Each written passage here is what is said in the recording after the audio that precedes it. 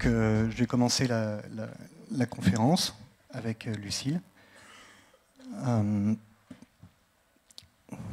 Donc, on abordera les big data en 4 points. On parlera un petit rapidement d'Obama, de sa victoire. Ensuite, on abordera la théorie, un petit peu de théorie. Puis, on terminera par les case studies qui peuvent être intéressants. Voilà. Donc, bienvenue. Bienvenue à bord. Ce qu'on souhaite, c'est, avec Lucille, c'est que vous puissiez poser des questions et de venir, ne pas hésiter, hein, parce qu'on est là pour interagir. Donc, Lucille Lyon-Le Gourierec, si tu peux te présenter en quelques mots. Oui, bonjour, donc Lucille Lyon, je suis en charge du Big Data et de l'Analytics d'un point de vue marketing, donc chez IBM France. Voilà. Moi, je m'occupe d'une association qui a à cœur de promouvoir la croissance digitale en France, mais pas seulement. Et on a créé un réseau de décideurs qui est basé sur LinkedIn, qui a bientôt 1400 membres et qui est basé à San Francisco notamment. Et puis, on a notre représentant à Nantes et on essaye de promouvoir toutes les actions qui sont opérées pour la croissance digitale, dont notamment ce Atlantique 2.0, qu'on remercie beaucoup, et le Web 2 Days. Ouais, généralement, quand on parle de Big Data, on ne sait pas trop bien de quoi on parle. Le point clé dans cette histoire, c'est qu'on est passé vraiment dans une logique de digital darwinisme, et on est dans un monde où finalement tout est évanescent. Ce que je veux dire, c'est que maintenant, aller toujours trouver le consommateur, il devient de plus en plus difficile à attraper, entre guillemets. Les marchés sont capables de se retourner en quelques années. Par exemple, la téléphonie mobile. Et puis, face à cette déferlante, qu'est-ce qu'on peut faire? Les process des entreprises sont quand même prisonniers de cycles à 3 ans. Moi, j'appelle ça, ils travaillent en mode mammouth. Pourquoi? Parce que c'est lié nativement à l'organisation des entreprises. Qui est une structure pyramidale, alors que la donnée et l'exploitation de la donnée, c'est quelque chose qui repose nativement sur sur une organisation en réseau. Et si vous voulez vraiment en tirer profit. Donc ça demande de l'agilité. Or, le problème, c'est que, comme a dit Marco Tinelli dans son livre sur le marketing digital, qui est paru en 2012, il disait que les cycles de décision et d'apprentissage au sein d'une société, c'est 3 ans. Hein. Première année, on commence à réfléchir, on fait les R&D. Deuxième année, on teste. Et troisième année, lancement sur le marché. Avec plus de 50% des produits qui vont être lancés, qui vont se casser la figure. Donc beaucoup d'hésitation, beaucoup de, comment dirais-je, de lenteur et finalement absence de fluidité. Donc le souci, c'est que les big data s'imposent à nous comme quelque chose qu'il faut vraiment prendre en considération. C'est ce qu'on a appelé le digital darwinisme, c'est pas moi, c'est Brian Solis. Moi j'appelle ça, c'est le big data blast, c'est-à-dire que c'est un peu comme une explosion nucléaire. Les premiers temps, vous avez une sidération psychique. Après, vous avez le blackout, vous voyez rien, vous comprenez rien, et puis le jour d'après, vous commencez à comprendre que derrière le data deluge, il y a des choses qui sont en train de se passer. Vous commencez à vous approprier tous les enjeux et tous les process d'utilisation que vous pouvez déterminer. Alors, évidemment,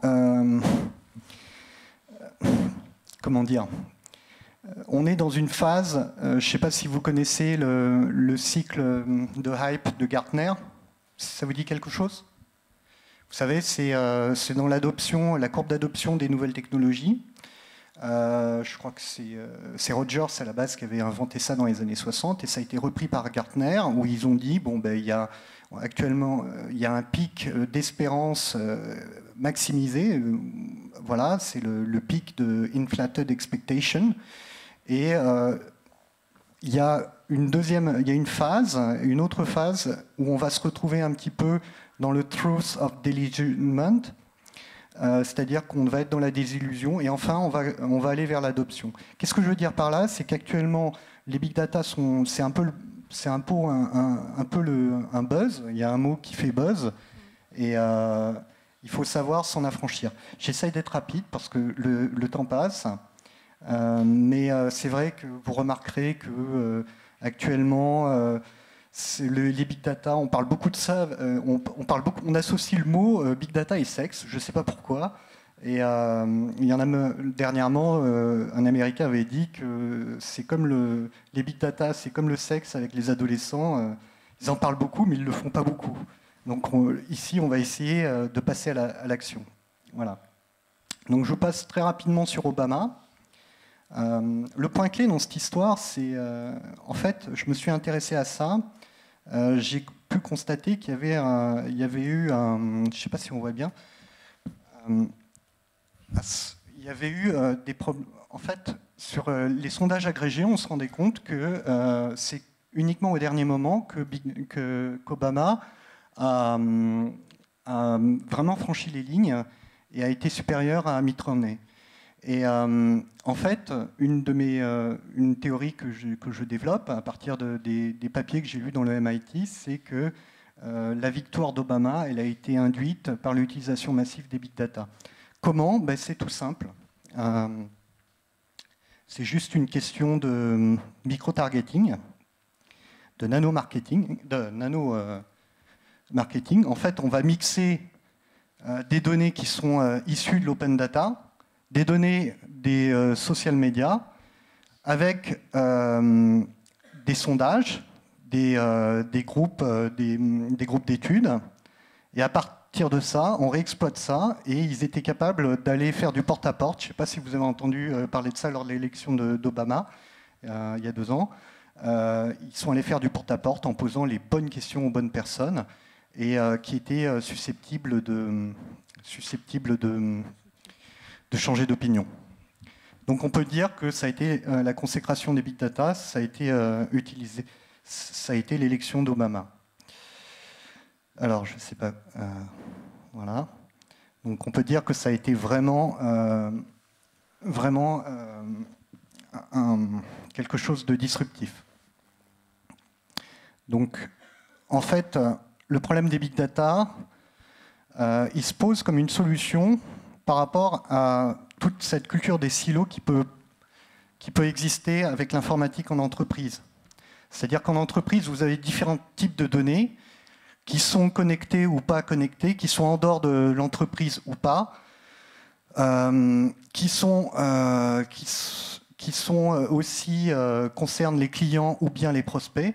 Et finalement, quand vous allez demander au sein de votre société, vous allez voir le DSI et vous lui demandez bon ben voilà, est-ce que tu pourrais me faire ça, et que vous faites partie des métiers, ben voilà ce qui se passe. C'est faut faire la queue, faut attendre. Les big data, ça va vous apporter une très grande agilité parce que ça va permettre d'interconnecter toutes ces données qui sont capables et qui vont apporter de la valeur ajoutée. Alors, très concrètement, les big data, c'est finalement une question de recherche, de création et de traitement de masse de la donnée. C'est aussi simple que ça.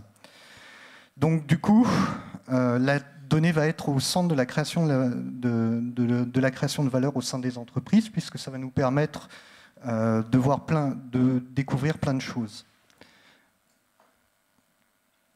Voilà, je vais passer là-dessus, je ne sais pas. Est-ce qu'on a le temps? Je peux? Voilà, les big data, en fait, ça a 4 qualités. Ça vous permet de travailler, en fait, c'est un peu ça reprend Daft Punk, mais c'est exactement ça. Ça vous permet de traiter massivement beaucoup plus rapidement, avec beaucoup plus d'agilité, des données, les agréger, de pouvoir les cross-fertiliser, organiser un profiling et un scoring automatique, et grâce notamment à des moteurs d'inférence, mais aussi de la logique floue, puis des réseaux neuronaux. Je ne sais pas, tu auras peut-être un peu le temps de parler de l'intelligence artificielle au sein de... Tu en parleras, d'accord.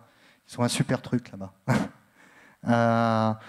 Donc voilà, au tout départ, dans les années 2001, il y avait Gartner qui avait parlé des big data. En fait, les big data, c'est une appellation qui date des années 90, pour information.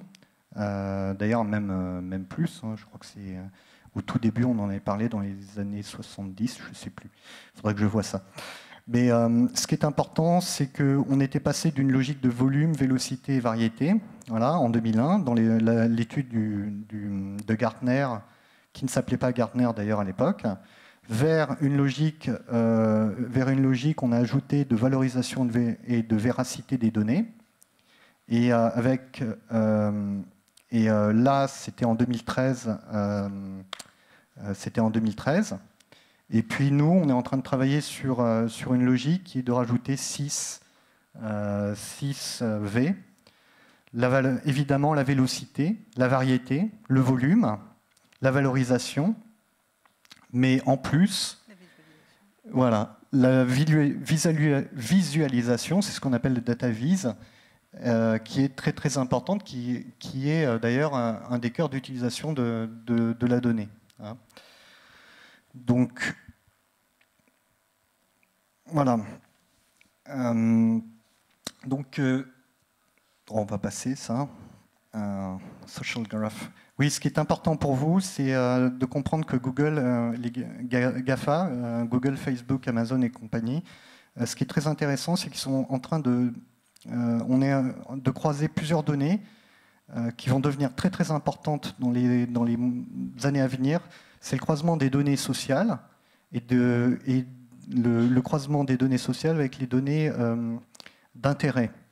Donc, ça va permettre notamment de faire du micro-ciblage contextuel au niveau des publicités.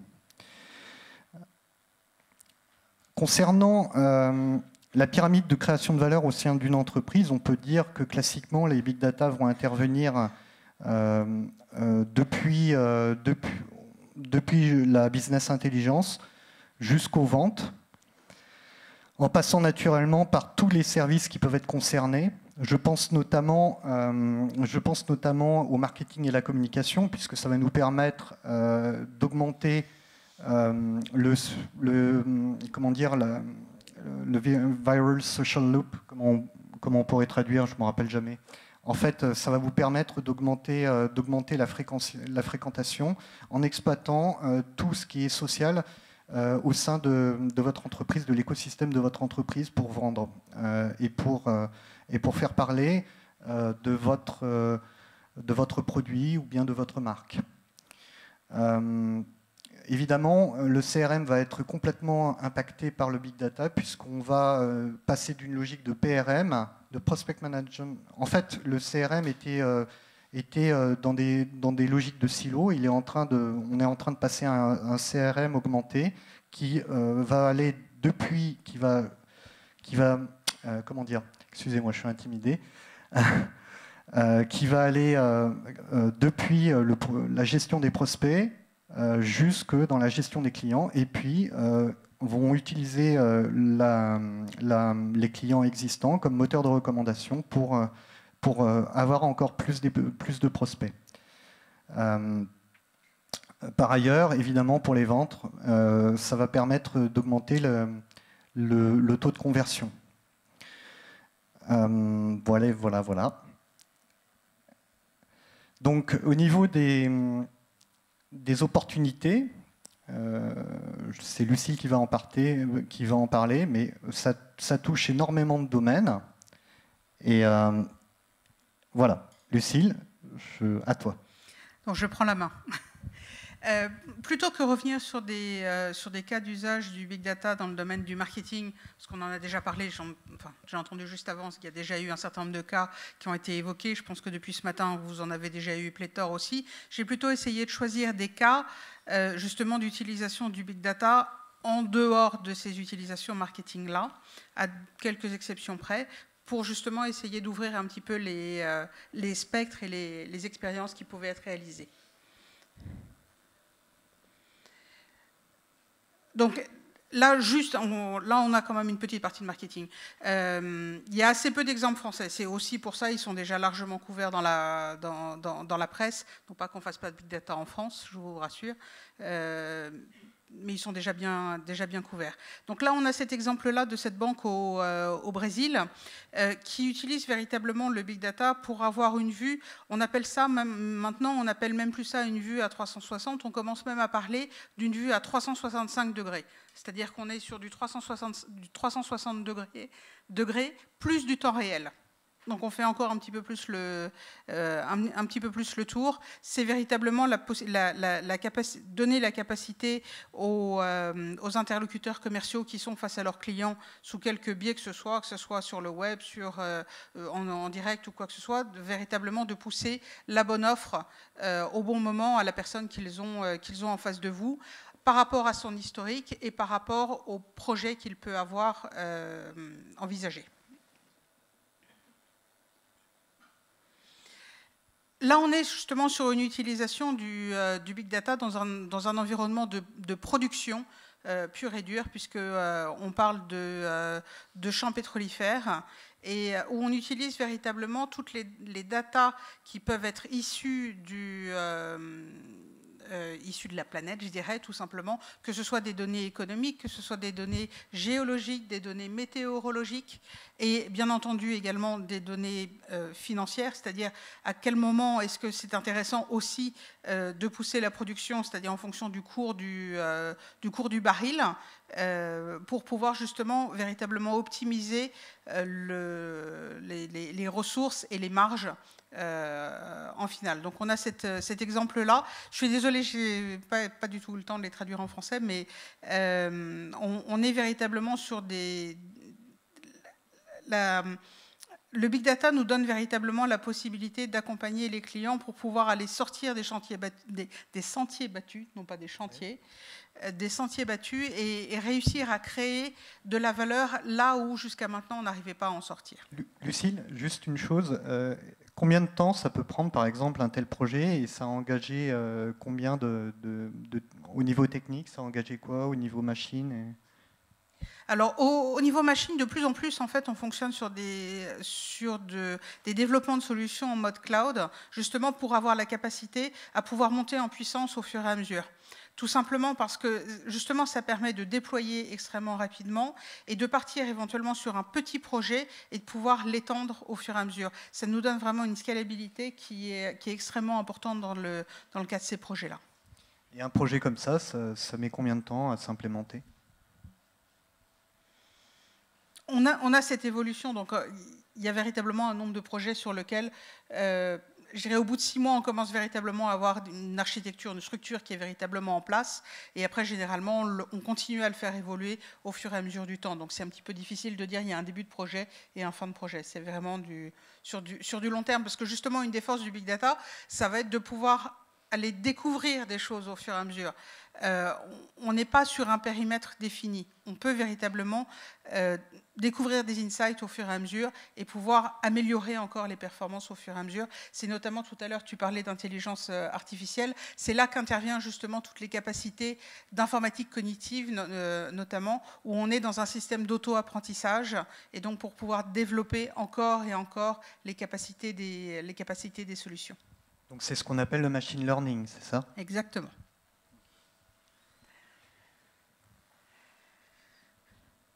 Donc je vais poursuivre avec un autre exemple d'application du big data, mais surtout de l'analyse prédictive, qui est de plus en plus utilisée dans des utilisations de maintenance prédictive, en particulier au niveau des secteurs de ce qu'on appelle Energy et Utilities, pour pouvoir identifier de façon préventive quels sont les les endroits à risque, tout simplement, quels sont les pipelines ou les tuyaux ou quoi que ce soit qui ont des risques de casse, tout simplement, parce que ça a un impact, clairement ça a un impact financier, ça a un impact en termes de production, mais ça a un impact aussi sur la planète. Tout simplement du gaz, de l'eau ou quoi que ce soit qui s'échappe et qui n'est absolument pas maîtrisé, ça a un impact direct.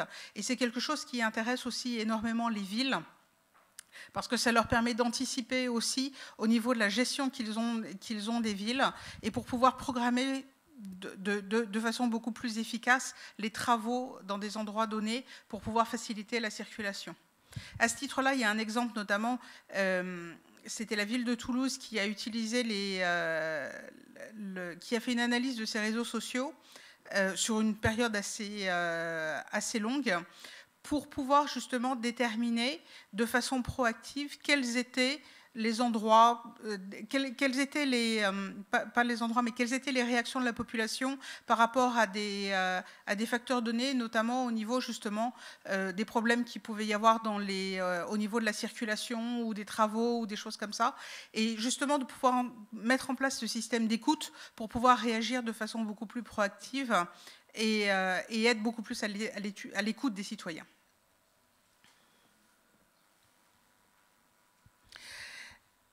Un exemple d'utilisation du big data aussi, parce qu'il faut quand même le mentionner, ça permet véritablement de pouvoir utiliser des fonctions analytiques avancées pour pouvoir identifier les cas de fraude, quels que soient les fraudeurs, que ce soit des individus, mais que ce soit des entreprises aussi. Là, on a cet exemple en Uruguay, parce qu'on est beaucoup plus là justement dans des cas de fraude au niveau du règlement des taxes sociales. C'est quelque chose, on va dire, c'est un sport national quasiment là-bas. Et une identification via des systèmes avancés permettent véritablement d'avoir un retour sur investissement en fait extrêmement rapide. Et donc, ça a un impact direct pour les citoyens, tout simplement parce qu'il y a plus d'argent dans les caisses aussi de la part des États, et donc il y a des capacités d'investissement qui sont beaucoup plus importantes. Et à Bercy, ils utilisent ça ou... Enfin, question. Bercy utilise des systèmes de va falloir prévention des fraudes, alors. absolument. Une utilisation du big data aussi, alors là on a cet exemple-là au Japon, mais c'est également quelque chose qui a été développé notamment dans la ville de Rio. Là on va avoir une actualité assez forte dans très peu de temps avec Rio. Donc ça c'est quelque chose qu'on a appelé un Intelligence Operation Center. C'est avoir la capacité de mettre en réseau et véritablement, c'est quasiment créer un réseau social collaboratif entre tous les centres d'intervention dans une même ville. Donc dans ce cas du Japon, donc c'était relatif au tremblement de terre et au tsunami qu'il y a eu il y a quelques années, et véritablement avoir la capacité de mettre en marche de façon quasiment simultanée tout ce qui est système de police, de sécurité, de gestion d'énergie, de façon extrêmement rapide, et avoir vraiment une prise en compte de façon au niveau de la protection urbaine pour pouvoir véritablement mettre en route tous les systèmes d'alerte de façon la plus proactive possible. C'est quelque chose dont les villes, notamment, donc je parlais de Rio à l'instant, qui est extrêmement important. Le problème, je reviens sur Rio parce que je connais un petit peu mieux que ce cas au Japon malheureusement. Le problème à Rio, c'est quand il y a des trompes d'eau par exemple, il peut y avoir véritablement des inondations qui se déroulent et qui arrivent extrêmement rapidement. Et il faut véritablement avoir une capacité à mettre en place très rapidement les circuits tout simplement les pompiers, les systèmes de police qui vont bien, avoir la capacité éventuellement d'évacuer des personnes dans certains lieux ou sur lesquels il y a des risques. Et il y a également tout ce qui est système de santé pour pouvoir évacuer les éventuels blessés. Tous ces systèmes-là, d'une façon quasi généralisée, c'est très très rare qu'ils communiquent ensemble de façon vraiment simultanée et véritablement en temps réel. Et le fait de pouvoir apporter des systèmes de ce type-là permet véritablement de gagner des minutes qui permettent de sauver des vies. Et donc c'est indispensable.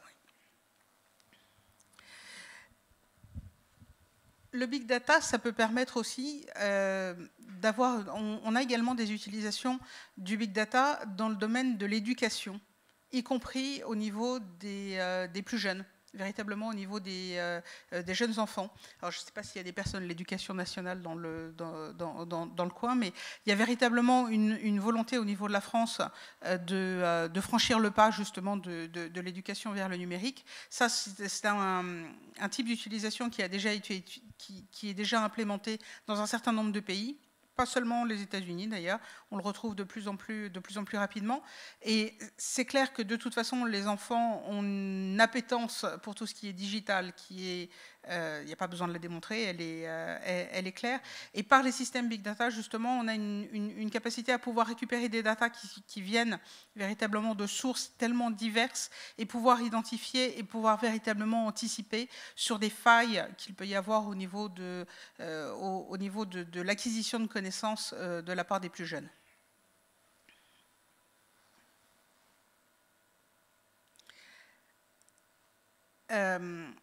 Un exemple aussi au niveau donc de l'analyse du trafic.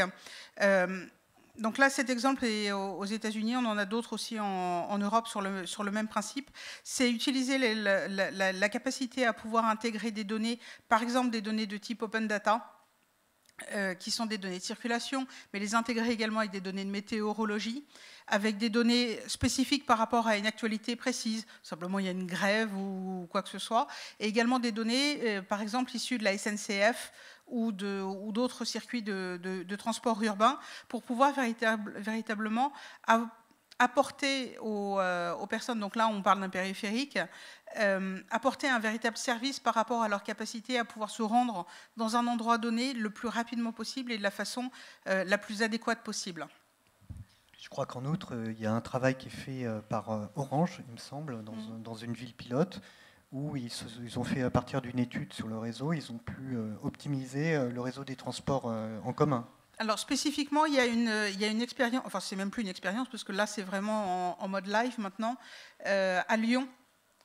Donc avec la communauté de communes, il y a un projet qui s'appelle Optimode, on a eu le plaisir de collaborer, mais Orange également, où véritablement on est sur un partage des informations au niveau circulation, au niveau transport en commun, tout type de transport en commun, que ce soit le tramway, le métro, les bus, etc., pour pouvoir, mais également les circuits les disponibilités en termes de vélos en libre service, pour pouvoir apporter une préconisation ou des recommandations pour pouvoir aller d'un point A à un point B de la façon la plus rapide possible, voire de la façon la plus écologique possible, tout en ayant l'assurance de pouvoir aller jusqu'au point B et pas de se retrouver bloqué auparavant. Je ne sais pas si vous avez eu l'occasion, c'était il y a une quinzaine de jours, sur le journal télévisé de France 2, justement, il y avait une petite partie par rapport au Big Data où ce projet était présenté. C'est vrai qu'il est en production maintenant depuis 2 ans. Et les retours des Lyonnais, parce qu'on ne parle pas d'utilisateurs, là, ce sont vraiment des citoyens, sont extrêmement positifs par rapport à cette expérience. Donc en fait, ce qui est intéressant, c'est dans les perceptions qu'on a du Big Data, c'est que d'un côté, on voit que c'est ce que je disais au tout début, est-ce qu'on va vers un monde meilleur ou bien est-ce que c'est le meilleur des mondes d'Aldous Huxley. Il y a ce côté ambivalent dans les big data. Il ne faut jamais oublier qu'il y a des fortes marges de progression et de possibilités qui sont un monde des possibles qui est offert, qui est génial. Et moi, je vous recommande de lire le bouquin de Kenneth Cukier, et puis celui des patrons de Google qui a été écrit en 2013, qui est assez typique. Oui, au niveau de l'utilisation justement et du partage des informations, on va même réussir à commencer à en trouver des applications au niveau de l'analyse prédictive, notamment dans certains services de police. Pas encore en France, malheureusement, mais c'est le cas dans certaines villes ou dans certains États où ça nous donne véritablement la capacité de pouvoir croiser des datas qui viennent d'un petit peu partout pour avoir une capacité prédictive et préventive par rapport à des actes ou criminels ou de délinquance ou quoi que ce soit. On voit véritablement que ces applications du big data, on est vraiment très très loin des applications commerciales, enfin pas simples, mais des applications commerciales qu'on peut imaginer tout de suite. On a véritablement des applications qu'on va pouvoir retrouver dans tous les domaines de la société. Là, c'est pour le côté un petit peu fun. Je ne sais pas s'il y a des fans de rugby dans l'assistance. C'est une solution qui a été mise en place pour la fédération, la RFU, la Fédération anglaise de rugby, qui a décidé un petit peu à l'image de ce qu'on fait au niveau enfin exactement à l'image de ce qu'on fait pour le tennis, d'utiliser en fait des capacités analytiques et prédictives pour pouvoir définir quels sont les points clés sur lesquels il faut travailler pour que l'équipe anglaise, en l'occurrence, parce que c'est leur objectif, c'est pas de perdre, pour que l'équipe anglaise puisse prendre le lead au cours d'un match. Cette application, elle est live.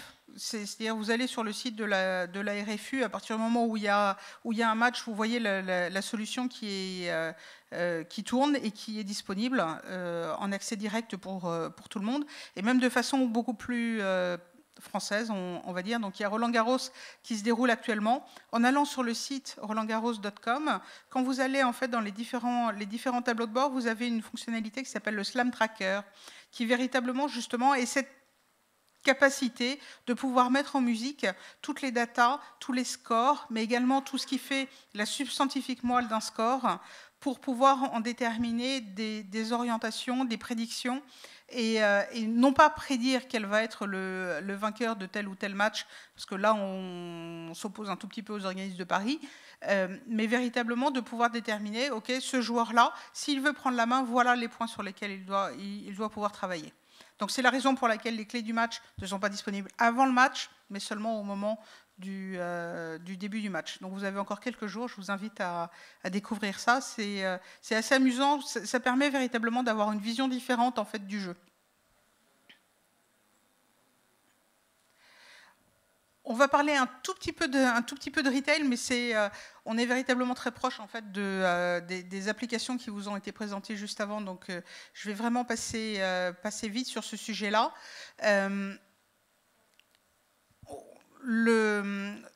Il existe maintenant des solutions qui permettent véritablement de pouvoir, d'une part, identifier extrêmement facilement et de façon extrêmement précise un client dans un magasin. Ça, certes, ça permet de pouvoir lui pousser, vraiment le mettre à sa disposition des offres promotionnelles qui correspondent exactement à ses attentes et surtout exactement au bon moment par rapport à l'endroit où il se trouve dans le magasin. Ça n'a pas de sens de lui pousser une offre sur la lessive alors qu'il est qu'il est au rayon frais à l'autre bout du magasin.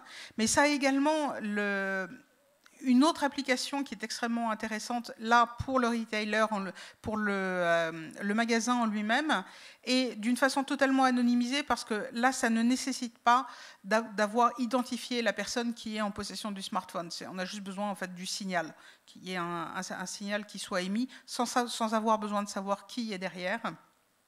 Mais ça permet de pouvoir identifier quelles sont les zones, ce qu'on appelle les zones chaudes et les zones froides à l'intérieur d'un magasin, quels sont les modes de circulation à l'intérieur du magasin, et de pouvoir optimiser justement les zones de chalandise et quels sont les rayons à développer ou voire à ne plus prendre en considération.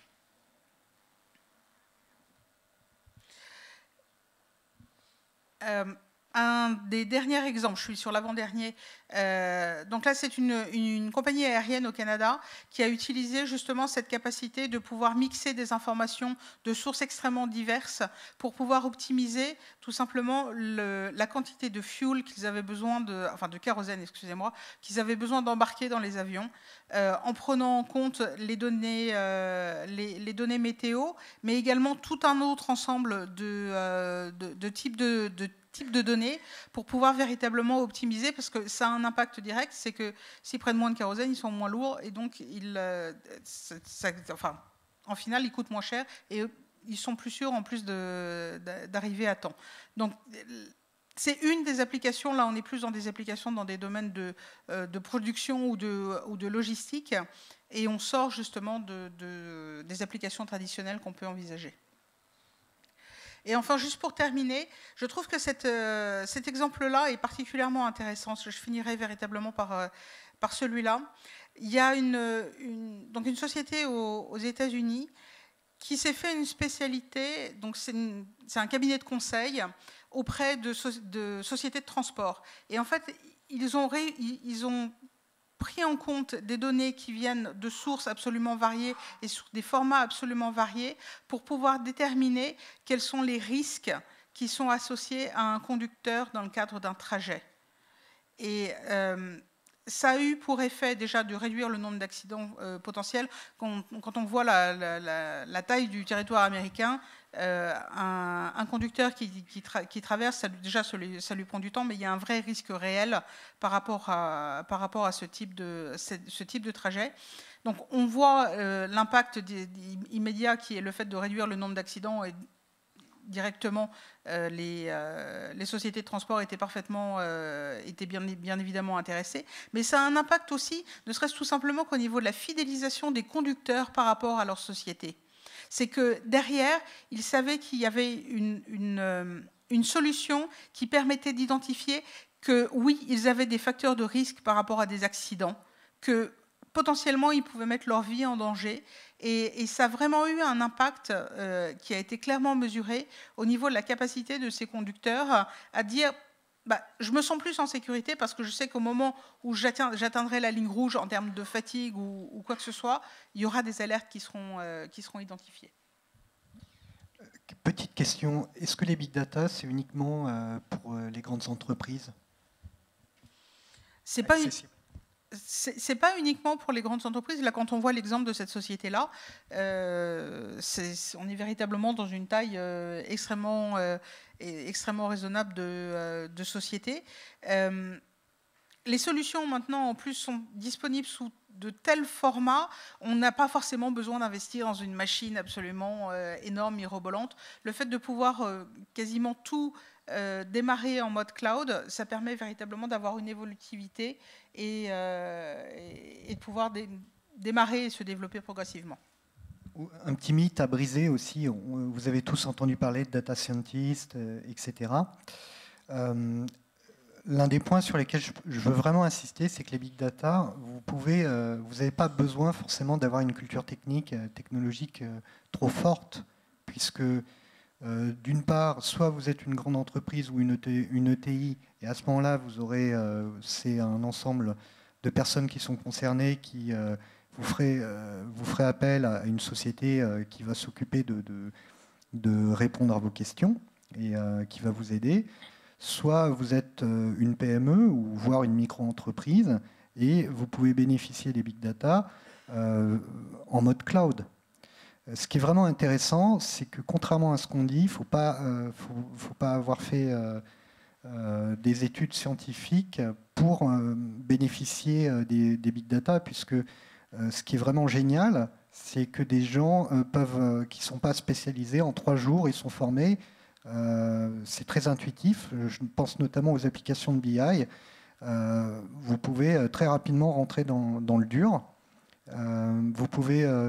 Et ce qui est vraiment génial par rapport à ce qui se faisait auparavant dans les applications de business intelligence, qui étaient un petit peu longues, un petit peu rébarbatives, c'est que finalement la machine fait tout le boulot.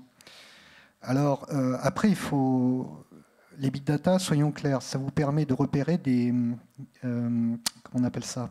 Des signaux faibles. Ça vous permet en effet de repérer moi ce que j'appelle des motifs, d'extraire le signal pertinent à travers le bruit, de repérer en effet les signaux forts et les signaux faibles. Mais en fait, les big data, ça repère surtout des corrélations et non des causes. Et ça veut dire, ce que je veux dire par là, c'est que si vous allez par exemple sur Google Correlate, il y a une très jolie bande dessinée où ils font bien attention de vous dire, attention, c'est pas parce que vous avez vu qu'en tapant bikini ou je sais plus trop quoi, vous allez en fait faire une relation avec, je sais pas, vente de glace en été. En fait, l'idée, c'est que de ne pas être dans la causalité. Et je ne sais pas si je m'exprime, si je suis très clair, mais en fait, ça vous permet vraiment, ça vous permet de faire apparaître des corrélations, c'est tout. Hein, je pense que c'est très important de souligner ce point-là. Au niveau de l'implémentation au sein d'une entreprise, là, pour faire simple, moi j'ai repéré 4 points critiques. Premièrement, c'est quel est votre type d'organisation. On en parlait tout à l'heure avec Lucille. Il est clair qu'il y a des types d'organisation qui sont assez pyramidales, qui datent du 19e et du 20e siècle. Ça va être assez compliqué pour intégrer de l'innovation et de la nouveauté, et de l'agilité, qui sont permises par les big data. Parce que nativement, vous allez avoir beaucoup de guéguerres entre les différents clans. Hein. Donc, du coup, deuxième, bien identifier le type d'organisation où vous êtes.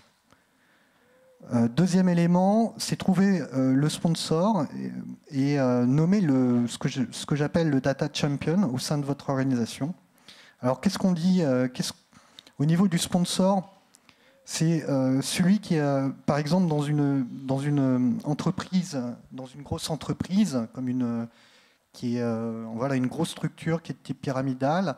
L'une des solutions consiste à directement s'adresser à la direction générale ou bien s'adresser au COMEX. D'accord ?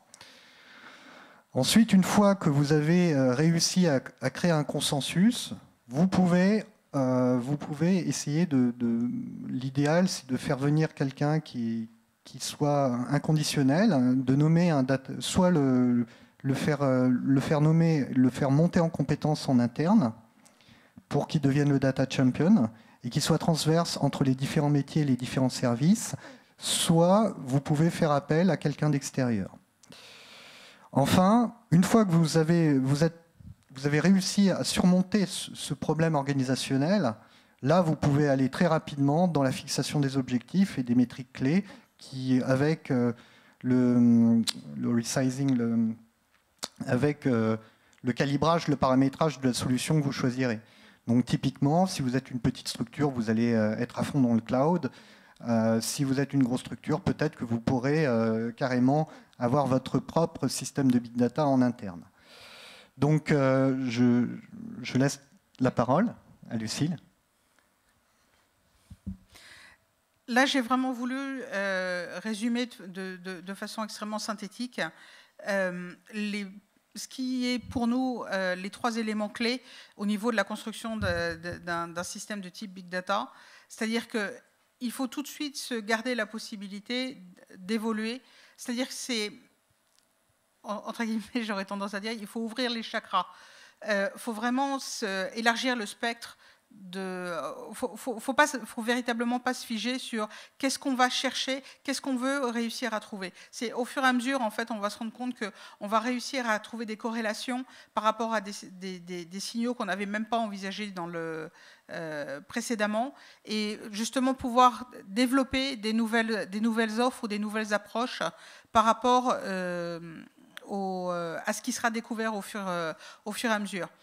Une des choses qui est intéressante aussi, c'est véritablement de démarrer vite pour pouvoir démarrer extrêmement rapidement, tout en gardant en mémoire que justement les projets, on peut les déployer après et on peut augmenter la pénétration ou le taux de couverture des projets, parce que justement on a une capacité d'évolutivité, notamment par rapport au cloud, qui permet de réaliser ça. Et surtout, il faut démarrer vite. Le marché, il est véritablement en explosion pour le moment. Et c'est difficile de dire ça, mais à un moment, si on n'agit pas rapidement, il y en a d'autres qui vont le faire et qui ne sont pas très très loin derrière. Et c'est surtout ne pas se mettre des barrières en disant j'attends juste parce que je veux attendre que mes données soient propres, qu'elles soient correctement orchestrées, qu'elles soient de tel ou tel format. Justement, une des capacités du big data, des systèmes Hadoop, du NoSQL, c'est justement de pouvoir adresser des données quel que soit le format et surtout quelle que soit la façon dont elles sont orchestrées. On peut véritablement se lâcher à peu près sur tout et n'importe quoi. Et même si toutes les données ne sont pas absolument bonnes ou quoi que ce soit, ça va quand même, dans la masse d'informations qui seront considérées, on va pouvoir véritablement en identifier des tendances. C'est ça qui est passionnant parce que je ne sais pas si l'un d'entre vous travaille dans le CRM. Vous savez, comme c'était très difficile, un process de CRM classique, maintenant, ça vous permet carrément de directement vous plugger votre moteur d'intelligence en big data sur les bases de données, vous faites, et hop, vous utilisez des API, et hop, c'est fait, c'est génial, quoi. Ça vous permet de...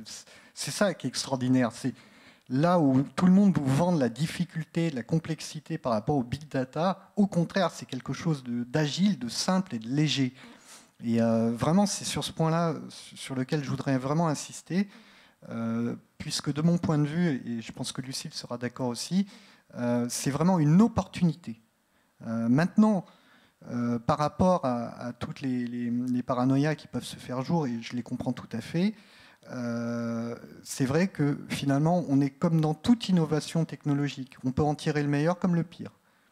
Et du coup, moi, je boucle sur ce que m'avait dit Gilles Babinet, et d'ailleurs qu'il le répète dans ses conférences. Ce qui est important, c'est que vous tous, lui, il est à fond pour les big data, mais il veut qu'il y ait une prise de conscience démocratique qui est finalement qui est débat et discussion. Je pense que c'est vraiment un des points les plus importants qu'il faut voir. Alors juste on avait fait un petit tableau. Vous voyez, finalement, demain on va vers ce qu'on appelle les entreprises data-driven. Et actuellement, on en est encore juste.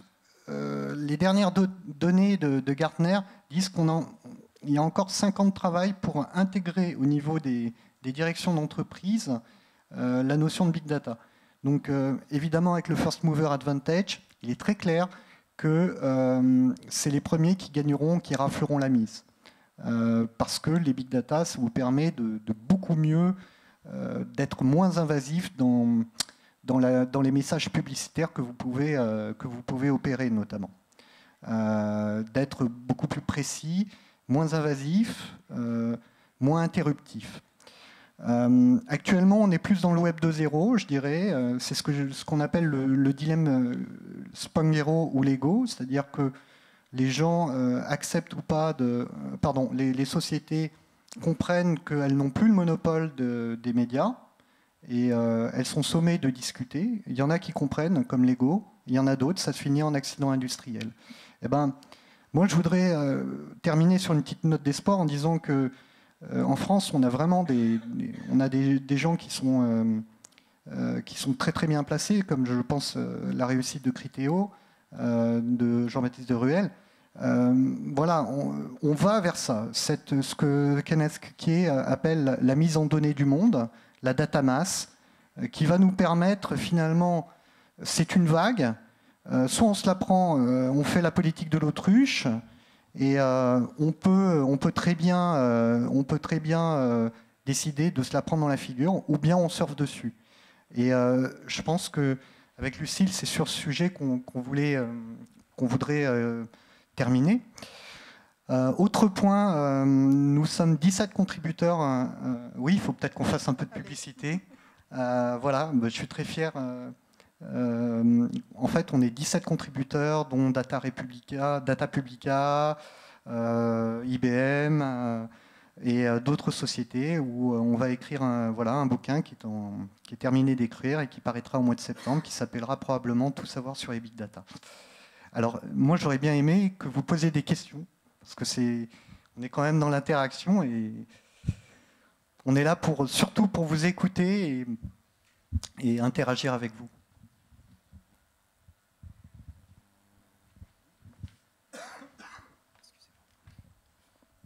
Effectivement, si vous avez des questions à poser, allez-y. Et je pense qu'on va prendre une ou deux questions pour laisser Monsieur Epelboin ensuite intervenir.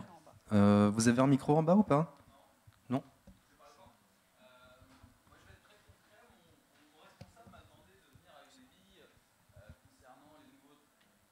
Concernant les nouveaux enjeux marketing et notamment par rapport au big data. Il m'a demandé de réfléchir à comment nous, la société que je représente aujourd'hui, on a 45 000 clients, donc on a quand même pas mal de données. Ils sont partout en France. Je ne sais pas en fait par où commencer pour analyser ces données. J'ai entendu parler de small data. Est-ce que c'est pas plus intéressant vraiment de sélectionner une partie qui nous semble la plus... voilà, je suis un peu perdu en fait. Non, ce n'est pas forcément nécessaire de commencer avec un échantillonnage. Après, tout dépend de la façon dont sont structurées les données que vous avez sur vos clients.